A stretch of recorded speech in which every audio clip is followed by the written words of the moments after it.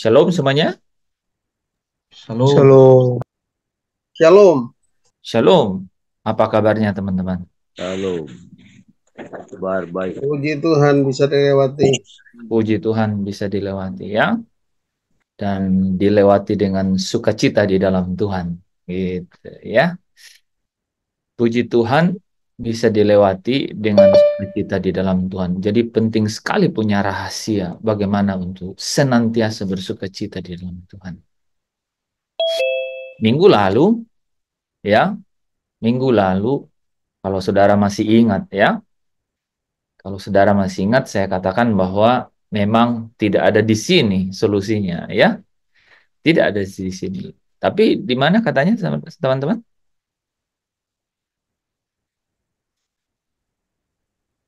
Solusinya ada di mana?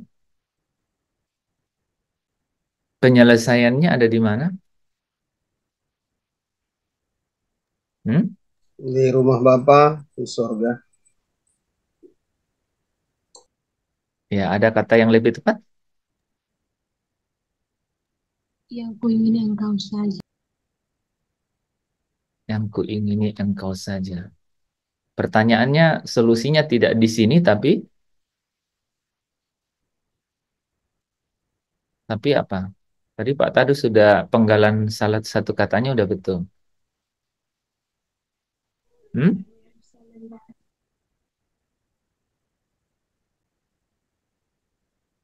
Bagianmu katanya. Bagianmu. Hah? Saudara ingat? Bagianmu. Memperoleh bagian di surga. Iya, saya kasih langsung aja ya. Dikatakan tersimpan. Tersimpan. Jadi saudara tahu ya, itu kata-kata itu menarik loh. Ya, itu bisa mengubah cakrawala berpikir, sudut pandang, dan kemudian eh, atmosfer hati kita gitu. Kata Alkitab di dalam 1 Petrus 1 ayat yang keempat, itu ada bagian bagi kamu yang katanya apa? Tersimpan di surga. Jadi tersimpan di surga, di sana gitu. Maka Yesus katakan kepada murid-muridnya, jangan gelisah hatimu. Percayalah kepada Allah, percayalah juga kepada aku. Gitu. In my father house, gitu. Di rumah Bapakku ada penyelesaiannya. Dia kan mau bilang begitu, saudara. Setuju nggak? Ya. Mudah-mudahan saudara mendapat penyingkapan yang sama ya. I don't have any other translation gitu ya. Saya nggak punya translasi atau penjelasan yang lain, saudara. Itu yang saya dapat. Itu yang berulang-ulang didengungkan ke manusia batinia saya. Bahwa tidak ada solusinya di sini gitu. Solusinya itu tersimpan di sana di surga gitu, saudara. Itu penting sekali untuk kita kemudian eh, bersekutu dengannya. Itu persekutuan itu yang penting. Kalau saudara ingat 1 Korintus 15 ayat 58, di dalam persekutuanmu dengan dia, itu persekutuan itu artinya apa? Pertama adalah satu satu tujuan, satu tujuan. Yesus sudah sampai di rumah Bapa, gitu. Harus punya perspektif yang sama kan? Saudara bisa bayangkan nggak? Orang mengarungi nih ya, di dalam perjanjian nikah itu saudara itu ada yang namanya menjadi satu daging gitu. Bukan berarti dagingnya kemudian diikat, dijahit dan kemudian tidak bisa pisah-pisah gitu kan. Kalau begitu kan istri nggak bisa ke pasar gitu. Tidak bisa shop. Tapi satu daging itu bicara mengenai persekutuan gitu. Persekutuan. Itu artinya paling tidak nih saudara, itu ada satu pelabuhan yang sama gitu loh. Pelabuhan yang sama. Saudara yang sering nyebrang laut, saudara pasti bisa memahami ini. Di tengah ya laut ya yang tak ada ujung kelihatannya, itu kita perlu banget tahu bahwa ada tujuan yang kita tuju ya. Kalau enggak kan apa namanya? Di tengah laut terombang-ambing kan gitu. Ya. Jadi Saudara yang kekasih, ya, saya terus menggetarkan, ya, pesan ini loh. Saya paling tidak di dalam pengilhaman yang saya terima gitu ya. Ini memberikan saya kekuatan dan satu dorongan gitu untuk selalu sampaikan ini. Ya, dan saya tidak punya message yang lain, saudara, nggak punya. I short it out gitu. Saya sudah benar-benar membuat singkat gitu. Ya, menyederhanakan hampir seluruh-luruhnya gitu, saudara ya. I don't care an inch. Saya tuh nggak, mohon maaf saudara, saya nggak peduli dengan perspektif orang gitu ya, mengenai saya karena bukan hikmat manusia yang dicari, tetapi bagaimana perkenaannya Allah kan ya. Itu yang benar-benar menjadi apa saudara? Itu yang bisa membanggakan loh saudara. Ya. Saya punya banyak penghargaan ya, tapi rupanya fana loh saudara ya. Out out over the time gitu. Dia itu tak berarti dengan waktu yang berlalu. Nah, terbukti loh saudara gitu. Mungkin ketika kita masih ada di waktu tersebut kita bisa apa ya saudara? Kita bisa tenggelam di dalamnya kan gitu ya, larut di dalamnya. Tapi kebenaran ini menyingkapkan banyak perkara di dalam hidup saya saudara. Bahwa pesan itu tidak ada duanya saudara. Ya, tidak ada duanya. Hanya satu pesan sekarang yang saudara dan saya benar-benar harus tenggelam dan menyatu dan dikatakan bersekutu dengannya. Itu hanya satu, tidak ada yang lain gitu. Mari kita baca 1 Petrus pasal 1 ya, ayatnya yang ke ayatnya yang ke 13 Saudara ya. Cukup cukup gampang ingatnya karena ayat 13 ya Saudara ya. 1 Petrus 1 ayat yang ke-13 ya. Saya coba munculkan karena ini akan menjadi tema kita yang tajam malam hari ini ya. Oh,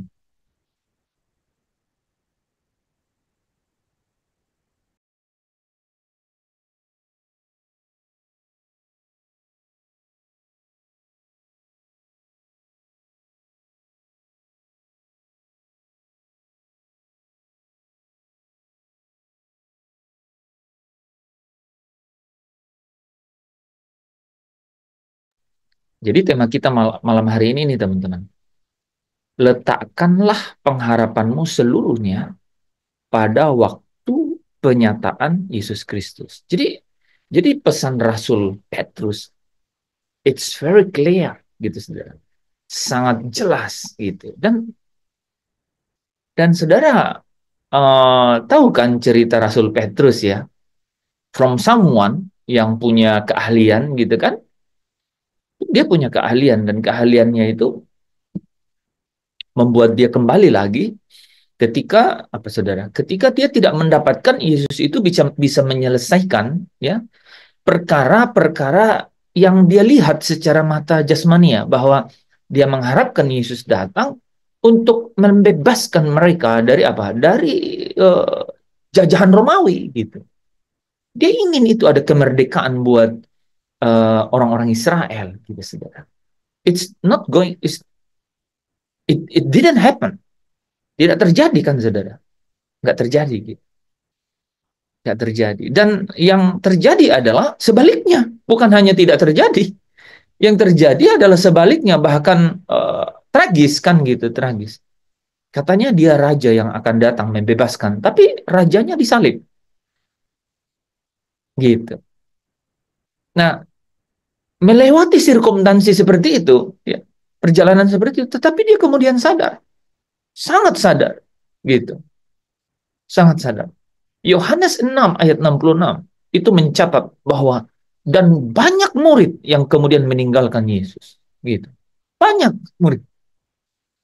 Dan Yesus kemudian bertanya kepada mereka, dan salah satunya adalah Petrus di situ, kamu tidak pergi juga kah?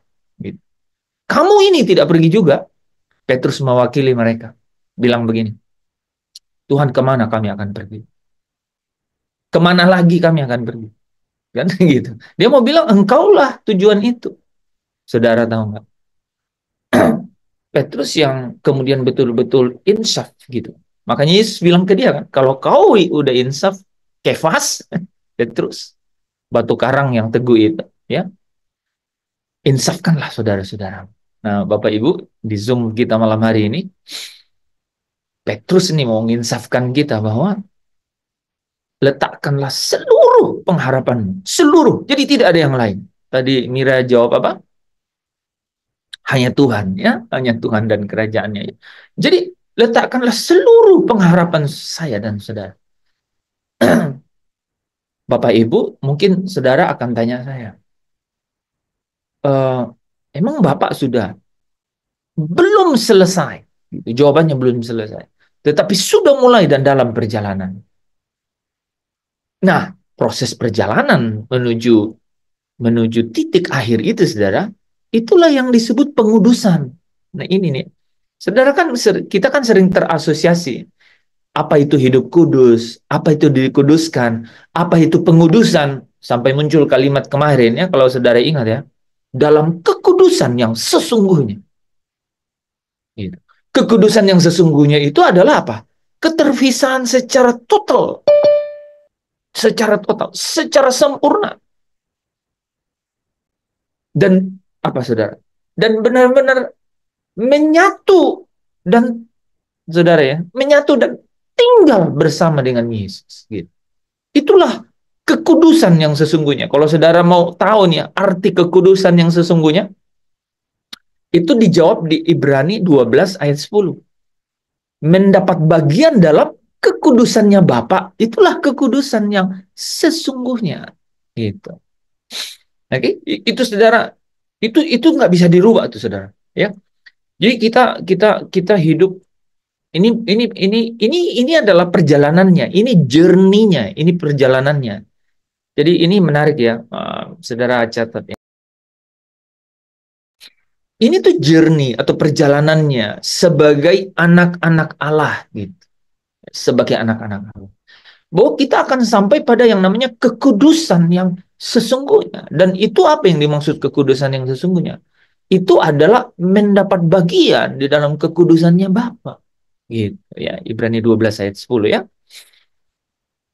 Nah, itu adalah journey, itu adalah proses sampai ke sana. Tetapi, saudara, semua proses itu tidak memiliki konsistensi atau persistensi atau ketekunan atau keuletan gitu ya.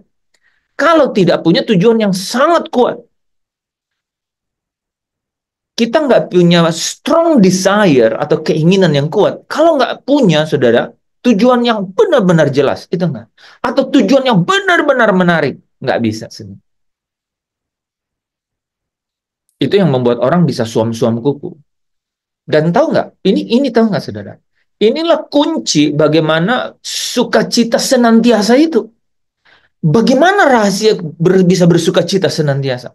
Saudara dan saya harus punya tujuan yang sangat jelas, yang memiliki kekuatan yang menarik, ya, kekuatan yang menarik, traction power gitu, kekuatan yang sangat menarik buat saya dan saudara. Sampai-sampai saudara tidak ada yang lain yang menarik kecuali itu. Nah, itu akan membangun strong desire, keinginan yang kuat. Yang kuingini engkau saja. Itu kalau kata-kata itu bukan fantasi belaka, itu pasti full, apa namanya istilahnya, kata-katanya kurang bagus ya saudara ya. Itu bohong saudara. Itu penipuan atau benar-benar munafik gitu. Ya kan? Benar nggak saudara? Tapi kalau saudara menikmati dan jujur berkata, tulus di dalam hati gitu ya, berkata, yang kuingini engkau saja.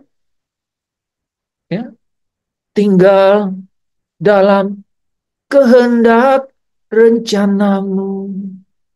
Apa rencananya dia? Rencananya dia adalah hari depan yang penuh harapan. Dan yang maksud dengan hari depan yang penuh harapan adalah apa? Supaya engkau mendapat bagian ya yang tidak binasa, yang tidak layu, yang tidak cemar, yang tersimpan di surga bagi kamu. Itu luar biasa. Saya sendiri belum pernah dengar kayak gitu, tapi itu yang akan membuat saya dan saudara itu senantiasa gitu bersuka cita gitu, senantiasa bersuka cita. Kalau saudara ingat 2 Korintus pasal 4 ayat 10, senantiasa membawa kematian Kristus, itu yang membuat saya dan saudara bisa senantiasa gitu in apa punya persistence ya, istilahnya itu memiliki apa persistence itu ya, memiliki ketekunan gitu ya, atau ketajaman yang selalu sama gitu, yang selalu tidak berubah gitu, gitu tidak berubah. Itu yang disebut senantiasa. Jadi, saudara, ini menarik buat saya ya. Terus saya renungkan apa yang membuat orang bisa senantiasa bersuka cita ya. Ya hanya satu gitu. Ketika kerinduan hatiku, kehausan jiwaku dapat ku memandang wajahmu saat ku pulang menghadap Bapa, hanya Engkau yang ku miliki. Saudara bisa bayangkan teman-teman yang senior seperti saya ini, sudah banyak yang kami cari dalam hidup ini. Mungkin teman-teman yang masih muda masih cari kawin, masih cari nikah, gitu, masih cari pacar, gitu, masih cari lulus, masih cari apa, masih udah banyak pencarian yang kami telah capai. Bayangkan nggak? Bayangkan nggak? Di depan Tuhan, terus kita bisa berkata, tidak ada yang aku punya yang lain kecuali Engkau. Aku tidak miliki apa-apa yang lain, Tuhan. Itu nggak mungkin kita munafik di depan Tuhan, kan? Nggak mungkin. Nggak mungkin. Kecuali sepanjang hidup di dunia ini. Sepanjang perjalanan, kita benar-benar bilang bahwa sering bilang no, no, no, no, no, no kepada semua godaan, semua cobaan, semua menu-menu dunia. Sering kita bilang no, no, no for many times gitu. Kalau nggak forever, ya dalam banyak kesempatan kita bilang tidak, tidak. Baru kita bilang hanya Engkau yang kumiliki. Aku nggak punya yang lain, Tuhan. Wow, wow, wow. I believe, aku percaya, saya percaya saudara, orang itu yang benar-benar paling kaya di kerajaan surga.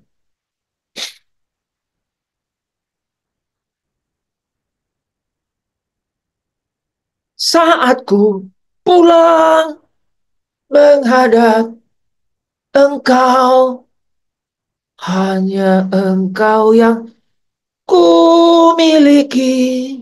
Benar-benar nggak ada yang di dalam genggaman saudara. Benar-benar nggak ada. Wah, itu luar biasa. Saya bahkan bisa, saudara, ya, merasakan, oh itu kekayaan yang luar biasa. Maka bersukacitalah, bersukacitalah, ya, bersukacitalah. Kalau sampai saudara benar-benar in many times, in many moments gitu, ya, di dalam banyak hal, saudara berkata tidak pada menu-menu dunia. Saudara pasti memiliki kekayaan itu. Bapak Ibu Saudara yang dikasih Tuhan, ya. Ayat 13 tadi 1 Petrus ayat 1 katakan apa? Letakkanlah, letakkanlah pengharapanmu seluruhnya dalam bahasa ini a whole itu saudara gak ada yang sisa, seluruh letakkan pengharapanmu seluruhnya, seluruhnya pada hari penyataan Kristus itu, pada hari pernyataan Kristus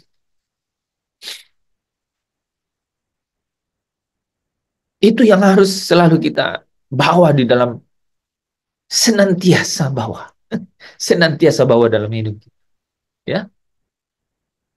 Jadi kalau saudara pernah lihat seorang ibu atau ayah gitu ya, yang sudah cukup umur gitu ya, ketika dia bangun dan duduk di samping tempat tidurnya, sambil dia mungkin lihat-lihat kukunya, saudara tahu apa yang dia pikir? Kalau sampai dia berpikir dan bersenandung dalam hatinya, dia bilang, Tuhan kapan kau datang? Tuhan kapan kau datang? Kapan aku melihat wajahmu Tuhan?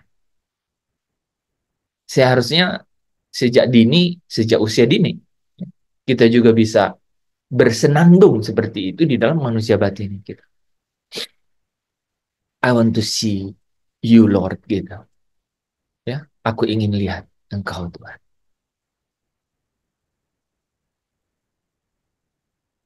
Saat ku pulang menghadap Bapa, hanya Engkau yang ku miliki. Makanya Lazarus pasti kaya banget. Takut sekali loh saudara saya dengan kata-kata itu, ya. Karena apa? Abraham ngomong kepada orang kaya itu, saudara, dibilang apa? Di bumi, ya, apa katanya? Engkau sudah menikmati, katanya. Ya,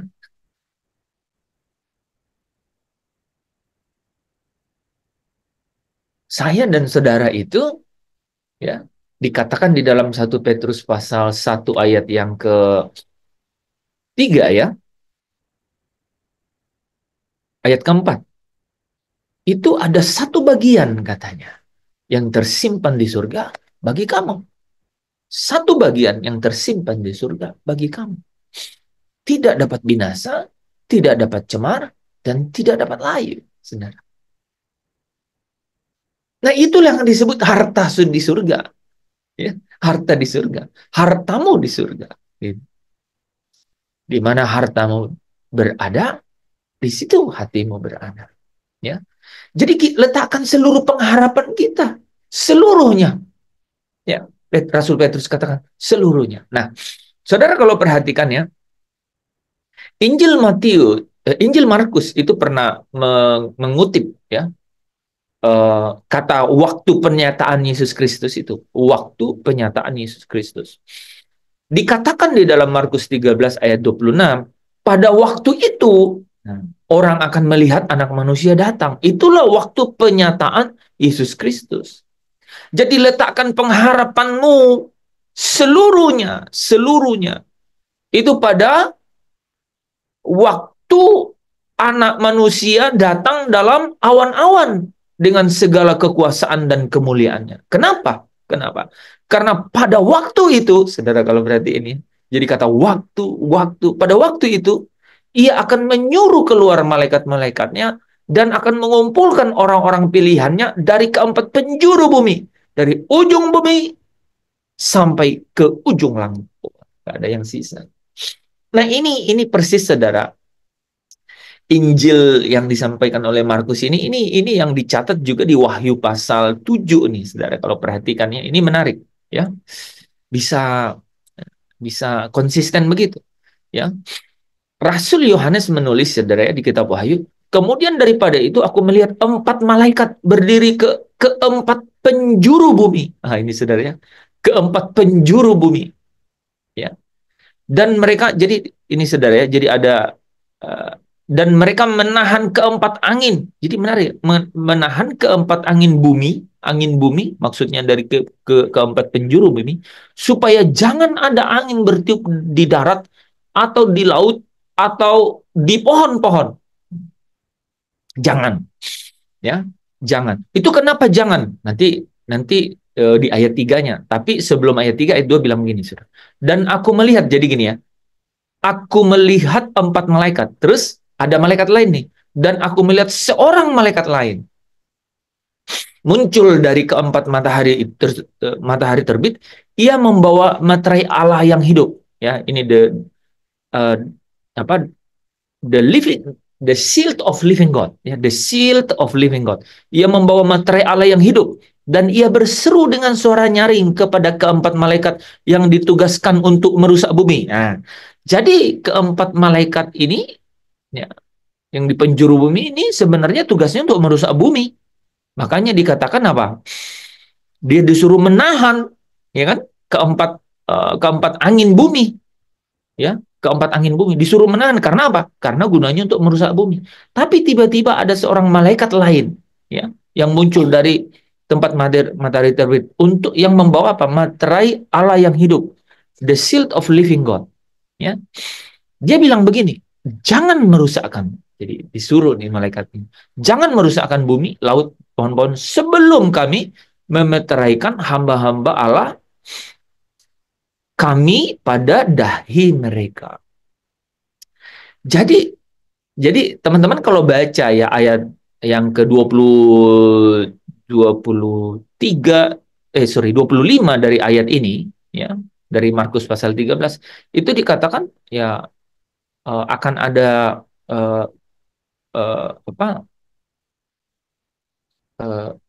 langit akan tergoncang, ya. Jadi seperti yang dijelaskan di dalam 2 Petrus pasal 3 gitu, ya. Nah, kemudian jadi kejadiannya mirip persis, sama persis dengan kejadian ini, tetapi ada yang menarik kan. Jadi ada malaikat yang muncul untuk berkata jangan merusakkan, gitu. Sampai katanya apa? Sampai hamba-hambanya itu dimeterai dengan meterai Allah yang hidup. Ini meterai Allah yang hidup itu artinya apa, saudara? Itu artinya kepemilikan.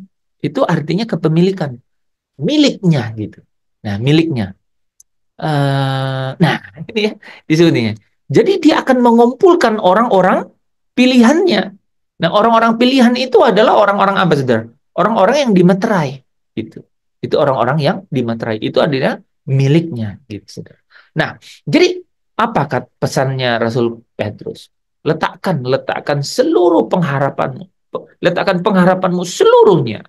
Ya. Letakkan pengharapanmu seluruhnya. Gitu ya. Pada waktu penyataan Yesus Kristus itu. Ya. Jadi saudara kalau bicara mengenai keselamatan di sini ada kata-kata di tengahnya kan. Atas kasih karunia yang dianugerahkan kepadamu sekarang. Coba deh. Ya, letakkan pengharapanmu seluruhnya atas kasih karunia yang dianugerahkan kepadamu sekarang enggak? Bukan, saudara, ya? Pada waktu penyataan Yesus Kristus. Jadi Rasul Petrus memang punya pesan yang sangat clear gitu. Nah, saudara kalau membandingkan ya, bahwa di dalam kehidupan kita setiap hari, dalam kehidupan kita setiap hari,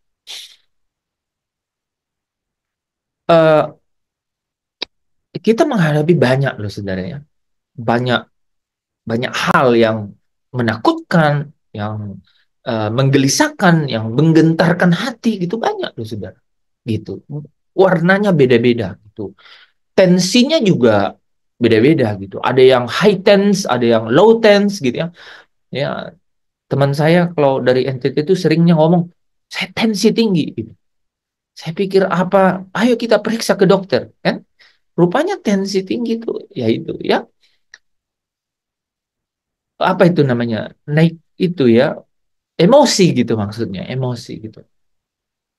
Ada yang membuat kita sangat emosi kan gitu. Ada banyak, saudara. Tapi Alkitab berkata bahwa memang solusinya itu nggak ada di sini gitu. Solusinya itu caranya adalah apa? Labuhkan pengharapanmu seluruhnya. Letakkan ya. Wah, ini kata letakkan itu posisikan gitu. Ya, posisikan ya. Makanya kepada pemimpin muda yang kaya itu Yesus berpesan apa, saudara? Ya. Juallah segala milikmu, bagikan kepada yang miskin, maka engkau akan memiliki harta di surga. Jadi jelas-jelas satu eh, pesan gitu loh, saudara. Satu pesan bahwa pindahkan gitu. Pindahkan pengharapanmu, ya, pengharapanmu ke surga gitu. Karena kalau engkau punya harta di surga, pasti hatimu ada di surga. Jadi Yesus memberi pesan bahwa kalau harta saudara ada di surga, maka hati saudara pasti ada di surga. Itu yang dia mau katakan, pesan yang clear itu. Setelah hartamu, setelah pengharapanmu itu kau letakkan di surga, lalu datang dan ikutlah aku. Gitu. Jadi itu menarik kan, saudara? Ya. Saudara dan saya tidak mungkin menjalani hidup hidup kudus kalau saudara dan saya belum selesai di dalam meletakkan pengharapanmu seluruhnya ke kerajaan surga. Nggak mungkin, saudara. Nggak mungkin. Makanya saya sangat sangat natural gitu ya, saudara. Sangat natural mengambil makna dari menguduskan itu adalah memisahkan. Saudara nggak bisa menggambarkan kekudusan atau pengudusan itu tanpa memakai kata intinya, saudara, bahwa saudara harus dipisahkan. Gitu. Dan cara memisahkan itu paling tidak nih, saudara ya, sejak dini, sejak sekarang ini, itu adalah apa? Meletakkan pengharapan seluruhnya, ya, seluruhnya pada apa? Pada hari itu, pada hari nanti itu. Itulah cara yang paling konkret, saudara, paling konkret gitu. Apapun yang kita lewati, gitu. Apapun situasi yang kita lewati, pergumulan hidup, pergumulan hidup. Kalau Tuhan tidak jawab di sini, Tuhan pasti jawab di sana. Kalau saudara kehilangan segala sesuatu di sini, atau tidak dapat apa-apa di sini, it doesn't matter. Nggak terlalu masalah. Nggak terlalu masalah. Saudara tahu nggak, kalau saya balik nih ya, konkret nih saudara, orang yang dapat banyak di sini saudara. Saudara tahu nggak, tidak ada satupun saudara yang kemudian dibawa keluar dari sini. Datang telanjang, pulang telanjang. Sebenarnya firman-firman seperti itu bersuara kencang di dalam diri kita supaya apa? Saudara ya, hanya 3% ya orang di bumi ini, saudara, yang benar-benar dapat terfasilitasi dengan cukup loh, saudara. Ya, dengan cukup. Itu sampai dia sulit sekali untuk kemudian menemukan Tuhan gitu. Karena dia dapat hidup dengan apa yang ada, saudara. Makanya Yesus katakan sukar sekali orang kaya itu masuk surga. Sukar sekali itu sih. Karena apa? Karena memang dia tidak bisa memisahkan dirinya, gitu. Tidak ada, nih saudara ya, tidak ada hal yang tidak terpisah secara total dari bumi ini, dari dunia ini, yang dapat masuk ke dalam kerajaan surga. Nggak bisa, nggak ada, saudara. Wahyu 21 ayat 27 katakan tidak ada yang tidak kudus. Tidak ada yang najis atau tidak ada yang tidak kudus. Tidak ada yang tidak terpisah dari dunia ini yang dapat masuk ke dalam Yerusalem baru. Jelas tuh saudara.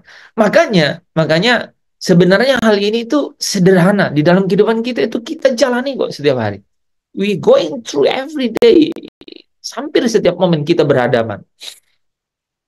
Dan saudara kalau sampai bisa memutuskan di dalam setiap keadaan-keadaan yang saudara hadapi itu, ya, memutuskan untuk tidak apa-apa, nggak punya apa-apa. Tidak apa-apa, tidak mendapatkan itu. Nggak apa-apa. Maka saudara akan memiliki kemerdekaan yang luar biasa. Itu yang membuat suasananya saudara bisa senantiasa tuh menikmati sukacita. Gitu. Ini ini ini uh, uh, ini tuh kerajaan, ini bicara mengenai Injil kerajaan, ini bicara mengenai Injil kerajaan Allah dan kebenarannya. Jadi kalau saudara berani ini saudara ya, berani selalu setiap hari untuk menempuh jalan itu, mencari kerajaannya dan kebenarannya, ya.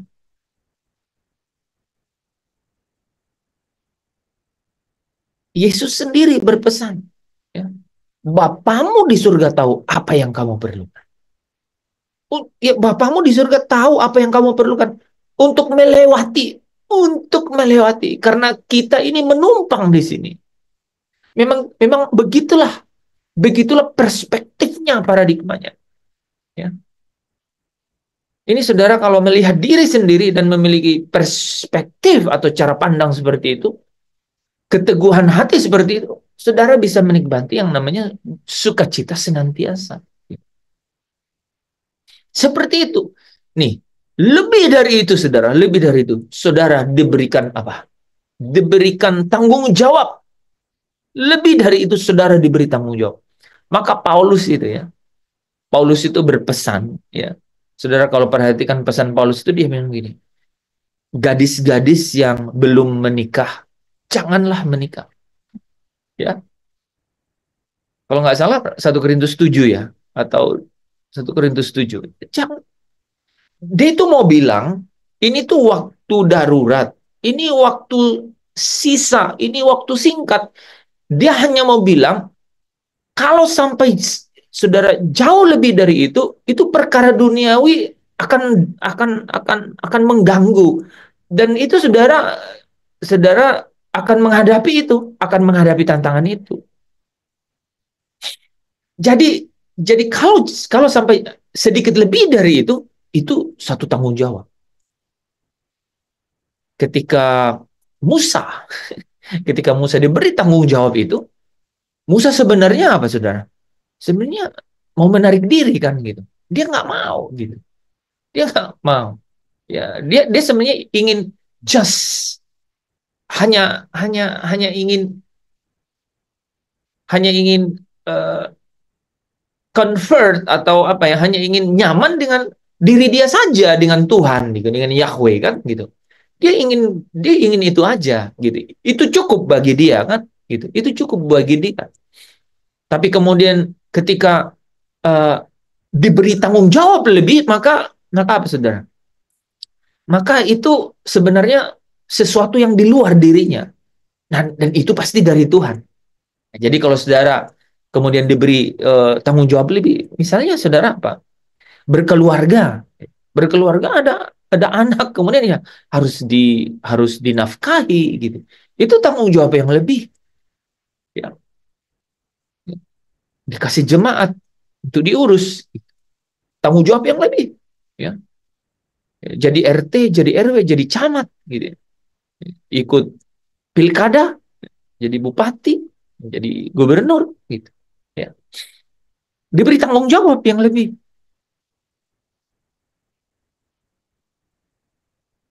Nah, yang menarik adalah itu kita lakukan itu karena tanggung jawab yang kita diberikan. Kemudian siapa yang diberi tanggung jawab itu pasti diberikan kekuatan untuk menanggungnya, gitu. Nah, jadi perspektifnya seperti itu. Tetapi kita balik ke kita siapa di dalam Kristus.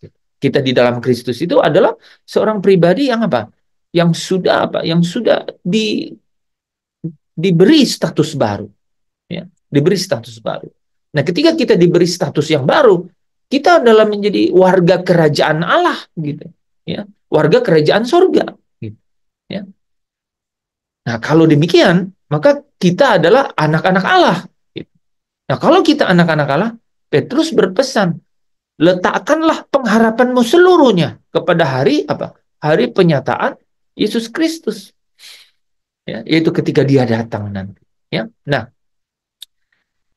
sedikit lebih dalam di situ ya teman-teman. Mari kita bahas di bagian kedua. Jadi saya mau membawa saudara kepada satu tujuan yang benar-benar menarik saya dan saudara. Itu harus benar-benar membuat saya dan saudara itu harus tertarik gitu. Coba renungkan teman-teman. Kalau kita tidak tertarik ya ke hari itu, hari pernyataan Kristus itu, hari Yesus Kristus itu, kita tidak mungkin terhisap gitu. Pakai kata itu ya, saudara. Kita pakai kata-kata itu loh, saudara. Ya. Kalau ini ya, kalau kita tidak meletakkan pengharapan kita seluruhnya, ya, pada waktu kedatangannya itu yang akan membawa kita, ya, ke rumah Bapa, kita itu tidak mungkin terhisap gitu untuk masuk ke dalam kerajaannya dan tentu saja kebenarannya gitu. Nggak mungkin kita terhisap. Ini menarik. Kita tidak mungkin kemudian memiliki kekuatan untuk kemudian terpisah gitu loh dari gaya hidup dunia ini, dari semua sistem dunia ini. Nggak mungkin tuh, nggak mungkin. Kita nggak bisa punya. Nah, proses kita memisahkan diri dari dunia ini, saudara, itu kemudian masuk mengambil bagian di dalam kerajaannya, itu yang disebut proses pengudusan. Gitu. Saudara bisa bayangkan sekarang ya. Saudara bisa bayangkan nggak itu? Pertama kita apa katanya? Ditempatkan kudus. Karena kalau kita tidak ditempatkan kudus, kita nggak bisa punya relationship gitu, hubungan. Gitu kan? Ditempatkan kudus ini karena apa, saudara? Karena apa? Karena apa? Kita ditempatkan kudus karena hmm?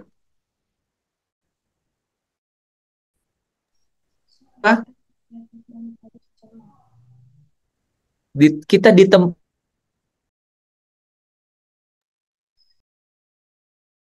yang bisa jawab atau Mira. Hmm?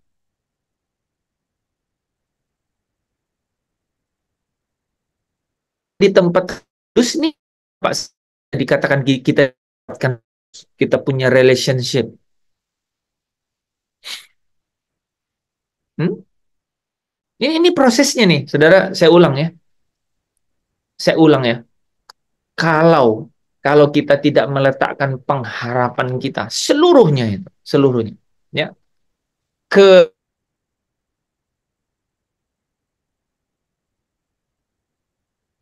maka kita nggak mungkin terhisap perhatian kita tuh ke sana, nggak mungkin, gitu, nggak mungkin. Kalau itu tidak membuat kita tertarik, itu nggak mungkin kita kemudian melabuhkan keinginan atau tujuan atau gerakan kita atau kegerakan kita ke sana. Nggak mungkin, saudara. Nggak mungkin. Ada nggak yang menarik gitu loh. Nah, kalau sampai kita tidak tertarik ke sana, nggak mungkin kita kemudian ditarik dari sini. Atau dengan catatan lain, dengan kata lain, terpisah dari sini. Itu nggak mungkin. Yang ada sebaliknya, kita akan nyaman di sini. Kita akan nyaman di sini. Dan kalau kita nyaman di sini, kita akan terus gitu bergulat untuk mencari supaya senyaman-nyamannya di sini. Bayangkan nggak itu situasi itu? Nah, saudara tahu nggak? Proses ini tuh disebut pengudusan. Inilah yang disebut pengudusan. Proses bagaimana kita terhisap perhatiannya, meletakkan pengharapannya ke sana, dan dalam waktu yang bersamaan kita itu memisahkan diri dari sini, dari dunia ini, dengan sistemnya, dengan gaya hidupnya, dengan pilihan-pilihannya, dengan kenikmatan-kenikmatannya. Itulah yang disebut pengudusan gitu. Nah, prosesnya itu saudara tahu kan? Kita pertama apa? Ditempatkan kudus. Dengan apa? Hah? Dipisahkan dari yang kegelapan, Pak. Ya, tuh kok Afif tahu kan? Gitu kan? Itu kan proses itu. Ditempatkan kudus itu karena pendamaian oleh Kristus Yesus secara jasmania kan? Dan itu artinya kita dipindahkan dari kerajaan kegelapan kepada kerajaan anaknya, yaitu kerajaan Kristus gitu. Makanya dikatakan di sini tidak ada yang di sini katanya tidak akan semua mati katanya, masih ada yang hidup. Dikatakan tidak semua di sini akan mati katanya ya. Sebelum melihat Yesus datang sebagai raja. Artinya Kristus itu raja sejak apa, saudara? Sejak dia menang atas maut. Dia itu jadi raja. Gitu. Ya, dia itu raja, ya. Itu dicatat juga saudara di 1 Korintus 15 ayat 24 ya sampai 28. Karena dia memang harus jadi raja gitu. Gini. Jadi dipindahkan ke situ artinya apa? Kita kemudian memiliki Bapa melihat Kristus supaya bisa kemudian memiliki hubungan dengan kita. Nah, ini status, ini identitas baru. Tapi nggak mengubah apa-apa tentang saya dan saudara. Apa yang dimaksud tidak mengubah apa-apa? Saya dan saudara itu belum sampai kepada pengudusan yang sesungguhnya. Kan dicatat begitu kan? Pengudusan yang sesungguhnya atau kekudusan yang sesungguhnya. Saudara ingat kekudusan yang sesungguhnya tadi apa? Apa yang dimaksud dengan kekudusan yang sesungguhnya? Mendapat bagian dalam kekudusan Bapa. Iya, ya Ibrani 12 ayat 10 kan mendapat bagian di dalam kekudusannya Bapa. Itu apa yang dimaksud mendapat bagian dalam kekudusannya Bapa? Itu artinya saya dan saudara layak untuk masuk di dalam kerajaannya Bapa. Ya, secara itu loh, secara saudara bisa layak untuk masuk ke dalam kerajaannya Bapa, dan orang yang layak masuk dalam kerajaannya Bapa itu pasti memiliki kodratnya Bapa, ya. Kodratnya Bapa di dalam dia gitu. Kodratnya Bapa yang ada di dalam dia. Ini bagaimana bisa terjadi? Ini bisa terjadi kalau apa? Kalau benar-benar terpisah dari dunia ini. Ya, terpisah secara apa? Secara natur gitu, secara kodrat gitu. Secara kodrat itu terpisah. Nah, jadi ditempatkan kudus untuk sampai kepada apa? Kekudusan yang sesungguhnya gitu. Yaitu mendapat bagian di dalam kekudusan Bapa. Ini adalah, nah di tengahnya itu apa saudara? Di tengahnya namanya pesan gitu. Saudara kalau ingat Roma pasal berapa? Roma pasal 7 ya.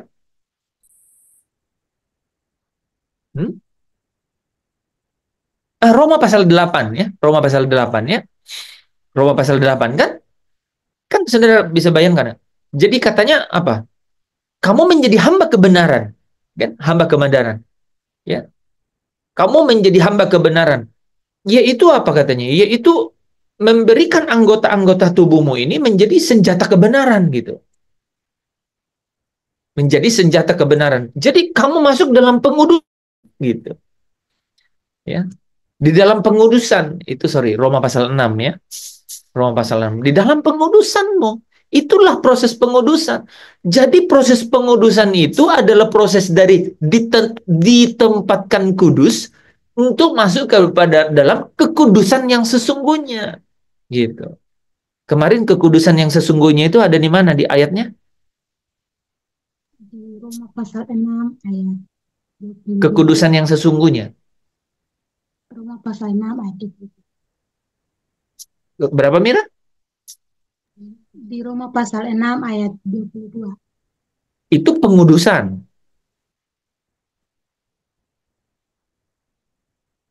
Hah? Ibrani 12 ayat 10 ya. Itu mendapat bagian dalam kekudusannya Bapa. Di Efesus 4 ayat. Kemarin Titus. Ingat nggak? Pak Tadus saya suruh baca.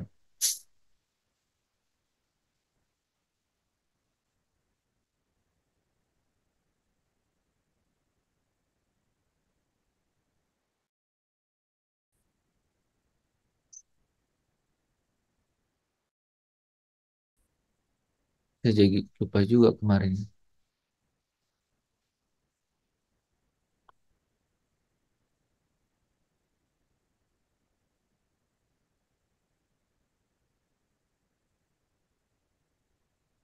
Ya sambil cari ya, Pak Tadus ya.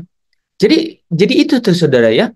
Jadi saya menghubungkan itu ya. Itu penting sekali loh ya. Penting sekali dalam perjalanan kita ya. Saudara dan saya tidak mungkin masuk dalam perjalanan menuju rumah Bapa kalau kita ini tidak didamaikan Nggak mungkin. Dan pendamaiannya itu ya melalui Kristus. Ya, melalui Kristus. Saudara dan saya mendapat ditempatkan. Itu bukan hasil usahamu. Kan? Itu kasih karunia, itu pemberian Allah. Tapi posisi ini, saudara, itu tidak dapat masuk ke dalam Yerusalem baru. Kan dikatakan tidak ada yang najis yang masuk ke dalamnya. Kan? Tidak ada yang tidak kudus yang masuk ke dalamnya. Saya ulang ya. Tidak ada yang najis. Efesus 4 ayat 21 sampai 24 kemarin ya. Iya, Bapak.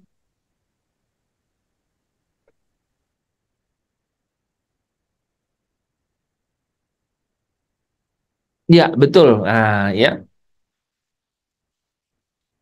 Ya, jadi Efesus 4 ayat 24 ya. Dan mengenakan manusia baru, bagus ya. Mengenakan manusia baru yang telah diciptakan menurut kehendak Allah di dalam kebenaran dan kekudusan yang sesungguhnya.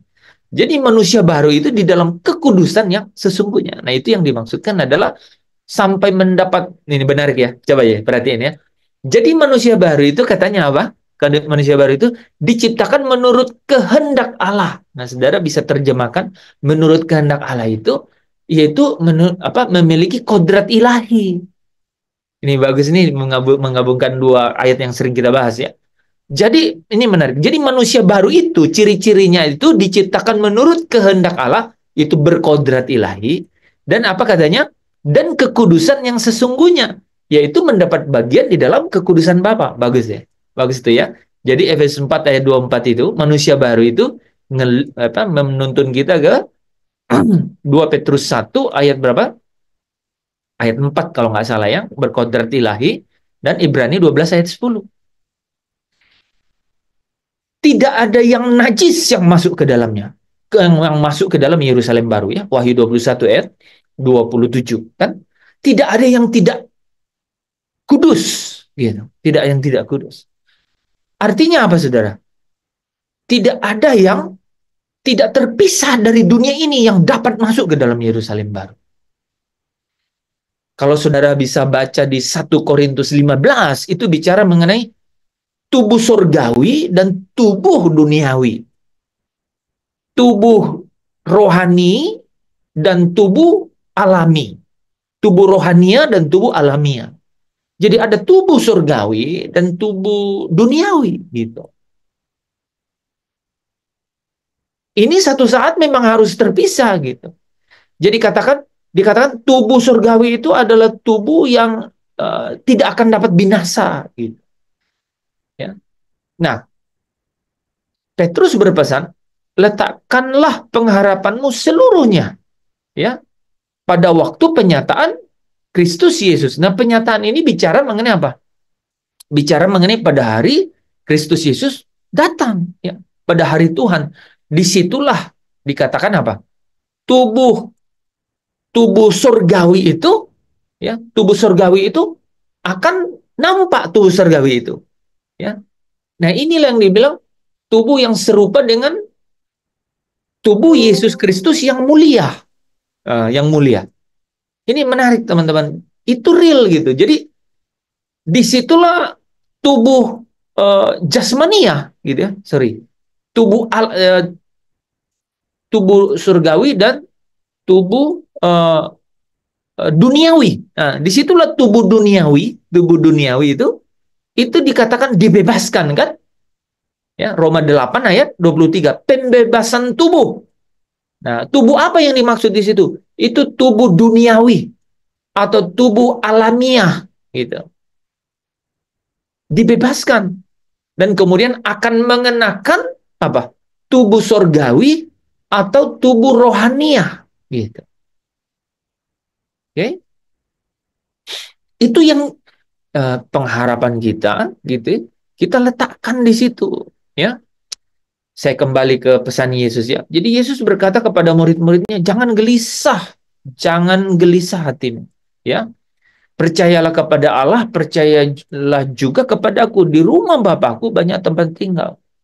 Jadi dia memberi jawaban kepada murid-muridnya itu satu perspektif, satu sudut pandang, satu benar-benar satu pemahaman yang saya mau katakan ekstrim, saudara. Ekstrim, sangat ekstrim. Dunia tidak punya. Gitu. Kenapa dunia tidak punya? Dunia tidak dapat memberikannya. Karena apa? Karena dunia tidak punya. Gitu loh, saudara. Ya. Nah, memang itu jawabannya. Gitu. Nah, di dalam journey atau perjalanan hidup kita ini, apa yang sedang dan terus kita kerjakan? Itu sebenarnya yang terus kita kerjakan adalah pengudusan diri. Pengudusan diri. Pengudusan diri itu adalah proses apa? Terhisap. Terhisap itu artinya meletakkan gitu pengharapan kita seluruhnya itu, ya, kepada Tuhan dan kerajaannya. Itu juga berarti pada pada keadaan, pada waktu yang sama, pada pemikiran yang sama, pada pemahaman yang sama, bahwa kita memisahkan diri gitu. Kita memisahkan diri gitu. Dari apa? Dari dunia ini. Gitu. Itu yang kita harus selalu gumulkan gitu. Itu yang harus selalu kita perkarakan. Itulah pekerjaan kita hari ini gitu. Nah, kita balik ya ke ayat pertama kita tadi ya. Inilah saudara ya. Nih ya. Jadi kita udah jelas ya. Itulah yang dimaksudkan dengan pengharapanmu ya. Letakkanlah pengharapanmu seluruhnya gitu ya. Pada waktu penyataan Yesus Kristus gitu ya. Tadi saya udah jelaskan di sini teman-teman. Nah, kemudian ayat selanjutnya ya, Petrus berpesan begini, hiduplah sebagai anak-anak yang taat dan jangan turuti, saudara kalau perhatiin, inilah proses pengudusan ini, pengudusan itu. Inilah proses pemisahan diri dari apa? Dari dunia. Dunia itu sistemnya, gaya hidupnya, kenikmatannya gitu, tipu dayanya gitu. Saya ulang ya, itu menarik ya. Jadi kita memisahkan diri dari dunia ini. Dunia itu apa? Sistemnya, gaya hidupnya gitu loh. Kenikmatannya gitu loh saudara. Apalagi saudara tipu dayanya itu saudara. Kekhawatirannya, itulah dunia itu. Pisahkan diriku dari dunia ini, semakin ku damba kerajaanmu. Jadi saudara kan tidak punya jalan lain, kemana arah lain kan? Kalau sudah selalu bilang no, no, no gitu ya, ke kenikmatan dunia, ke tipu daya kekayaan, gitu ya, ke keinginan-keinginan sehingga sudah membuat saudara khawatir gitu ya. Saudara say no terhadap keinginan-keinginan, saudara say no terhadap nafsu atau memenuhi nafsu itu, saudara say no terhadap itu, saudara semakin apa? Saudara semakin pasti terpisah gitu. Dan kalau saudara terpisah, nggak ada jalan lain kan, ya, jalannya hanya mendambakan Tuhan dan kerajaannya gitu. Hal itu yang harus kita selalu bangun. Nah, terus saudara apa ya? Hiduplah sebagai anak-anak yang taat dan jangan turuti hawa nafsu yang menguasai kamu pada waktu kebodohan. Ini adalah proses pengudusan. Ya. Jangan turuti hawa nafsu yang menguasai kamu. Gitu. Kamu sedang memisahkan diri dari dunia itu, dari dunia ini gitu ya. Tetapi hendaklah kamu menjadi, nah saudara lihat ya, hendaklah kamu menjadi terpisah dari ya, terpisah ya. Hendaklah kamu menjadi kudus dalam seluruh hidupmu. Hendaklah kamu terpisah dari segala sesuatu mengenai hawa nafsu di dalam seluruh hidupmu. Gitu. Sama seperti Dia yang kudus ya, yang telah memanggil kamu ya. Sebab ada tertulis kuduslah kamu sebab aku kudus. Dan jika kamu, nah ini saudara kalau perhatikan ini, dan jika kamu menyebutnya Bapa, gitu ya, Dia yang adalah kudus ini, kan Dia bilang kan, mengambil bagian dalam kekudusannya Bapa. Ya. Hendaklah kamu menjadi kudus dalam seluruh hidupmu, supaya kamu mendapat bagian di dalam kekudusannya Bapa. Gitu ya. Supaya kamu masuk dalam kekudusanmu yang sesungguhnya. Gitu ya. Dan jika kamu menyebut Dia Bapa, yaitu Dia yang tanpa memandang muka menghakimi semua orang, menurut perbuatannya, maka hendaklah kamu harus hidup dengan dalam ketakutan selama kamu menumpang di dunia ini. Jadi perspektifnya harus kita itu orang asing di sini, gitu. Kita itu merantau di sini, kita menumpang di sini. Memang seperti itu, ya. Nah, saudara, Rasul Yohanes, ya, membuat kesimpulan ini kan, gitu. Saudara-saudaraku yang kekasih, ini munculkan di sini ya, sebagai anak-anak yang taat. Sekarang kita memang adalah anak-anak Allah. Kenapa kita jadi anak-anak Allah, saudara? Kenapa kita bisa disebut anak-anak Allah?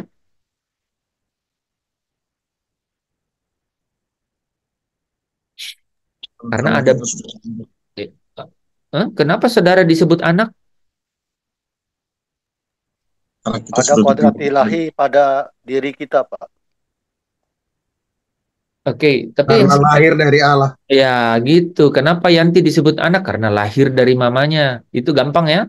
Anak namanya anak. Anak punya bapak atau punya orang tua. Jadi, kenapa kita disebut anak-anak? Karena kita lahir dari Allah. Ayatnya di mana, Pak Tadus? 1 Yohanes ya kalau nggak salah. 1 Yohanes 3 ya. Ya. Oke, jadi kita anak-anak Allah, kita lahir dari Allah. Itu dulu ya, itu dulu.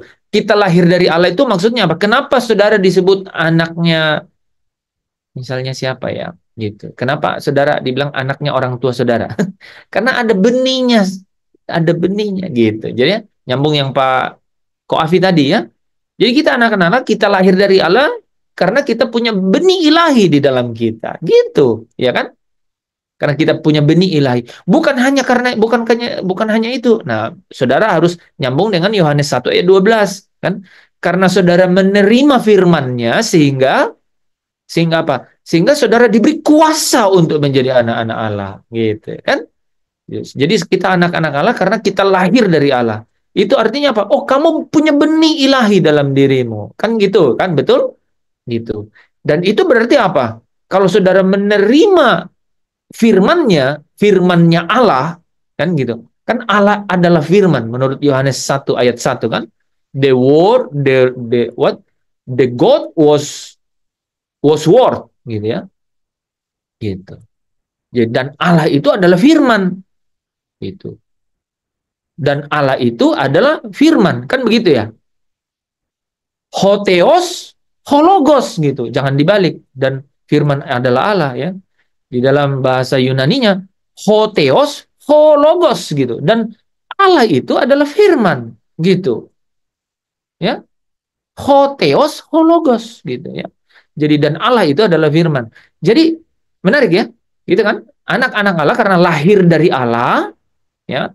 Kemudian kalau lahir dari Allah itu berarti punya benih ilahi. Benih ilahi itu ada di dalam kita.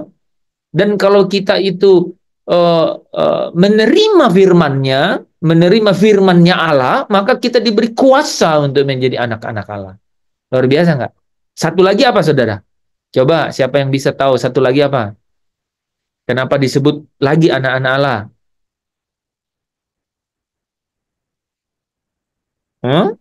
Roma Karena pasal ya. Kita dimeterai dengan Roh Kudus. Oke, jadi kata-kata bagusnya itu adalah kamu ini anak-anak Allah, karena kamu dipimpin oleh Roh Allah. Ya, Roma pasal 6 ayat berapa ya? Ayat 7, ayat 11 atau 13 ya? Roma 8 ayat 14. Roma 8 ayat 14. Kamu itu anak-anak Allah karena dipimpin oleh Roh Allah. Ya. Dan 4 paling tidak tuh saudara, paling tidak 4. Lahir dari Allah, ada benih ilahi di dalam saudara karena memang lahir dari Allah, gitu ya. Kemudian apa? Kamu menerima firman-Nya Allah, kamu diberi kuasa menjadi anak-anak Allah, dan kalau kamu dipimpin oleh Roh Allah, kamu adalah anak-anak Allah. Gitu. Nah, saudara, sekarang memang kita adalah anak-anak Allah. Semua yang saya sebut 4 poin ini, kita itu comply, kita itu memiliki. Jadi memang kita itu udah anak-anak Allah. Karena apa? Karena engkau lahir dari Allah. Karena benih ilahi ada di dalam engkau. Karena apa? Karena firman-Nya ada di dalam engkau. Kamu diberi kuasa untuk menjadi anak-anak Allah. Karena engkau dipimpin oleh Roh Allah sehingga kau anak-anak Allah. Memang sekarang demikian adanya. Tetapi, apa katanya? Tetapi, belum nyata. Belum nyata apa keadaan kita kelak. Saya boleh tanya nggak? Kenapa dikatakan belum nyata apa keadaan kita kelak?